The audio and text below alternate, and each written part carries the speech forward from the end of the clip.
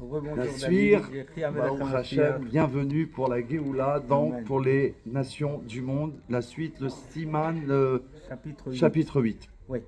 Un ben noir qui transgresse une de ces 7 mitzvot est passible de mort par l'épée.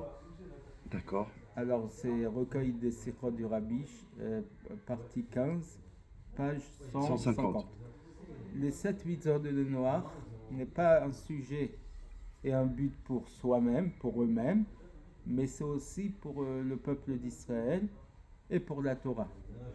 En plus de l'accomplissement de la Torah et des mitzvot des Juifs, grâce à l'accomplissement des 7 lois de Noé, les Goïms permettent aussi la stabilité du peuple d'Israël.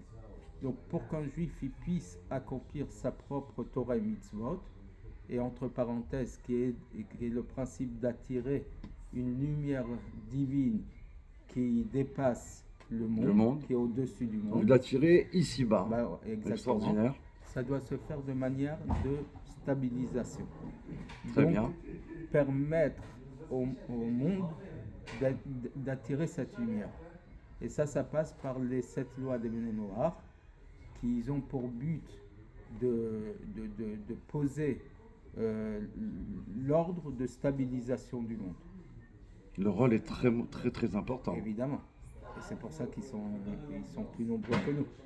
Et c'est pour ça que lorsqu'un ben noir transgresse une de ces 7 mitzvot, donc il va en contradiction avec le but de cette mitzvah, il est passible de mort. Ça veut dire quoi être passible de mort? Oui, ça veut dire, parce qu'il va en contradiction avec lui-même en fait. Voilà, annuler sa propre existence dans le monde. Incroyable. Et puisque le but et la raison de son existence est non pas seulement en tant que but pour lui-même, mais aussi pour Israël et pour la Torah, et donc lorsqu'il n'accomplit pas un de ses rôles finalement, lorsqu'il n'accomplit pas son rôle comme il faut, voilà, automatiquement il bloque la base, la raison de son existence dans le monde.